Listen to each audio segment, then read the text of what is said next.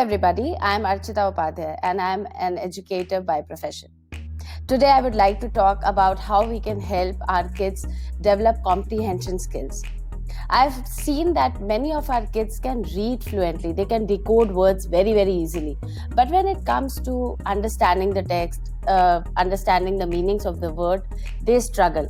They really don't have skills to decipher meanings of difficult words by themselves. And hence, they lack in comprehension. And reading is not only about decoding, it's also about understanding what one is reading to make a connection of what the author is trying to tell us. So basically, we can teach our kids to use contextual clues to find meanings of unfamiliar words they come across.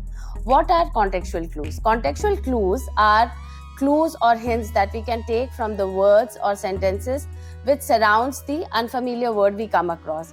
Also, pictures are a great helpers and they are a great way of deciphering meanings of difficult words. Let me tell you how pictures can help us find meanings of difficult words. Kids, they love pictures. They love to read books which have lots and lots of colorful illustrations. And in fact, pictures are a great way to understand meanings of difficult words. Today, I'll show you a few examples to show how we can take help of the pictures and how we can give this skill to our kids so that they can take help of the picture and develop their vocabulary and comprehension. Let's get started. This is the first one. When it's monsoon, the dark and frowning clouds roll in and it's raining outside. I don't know the meaning of the word frowning and I'm wondering how is it related to clouds? Let me look at the picture of the clouds here.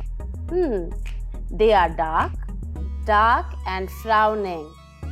Their faces do not look happy to me. In fact, they look angry to me. So I make smart guess that frowning means angry. Let us look at the second example. Tiger, tiger, where are you? I was just here. Didn't you see my watery trail by the lake? I took a nap in the cool water. What does this word trail mean? I am not aware of this word. Let me take a guess. Let me see how the picture will help me. It says watery trail by the lake. And I see here, it looks like something is here made by the water. It looks like a mark to me. So I make a guess that trail means mark. Let us look at this final example. Things that happened to her happened to me too. I lost another tooth, Meera says, while I lost another quill. Meera has her tooth in her hand. And what does the porcupine has? This is quill. So the spiky thing means quill. Oh, now I understand the meaning of the word quill.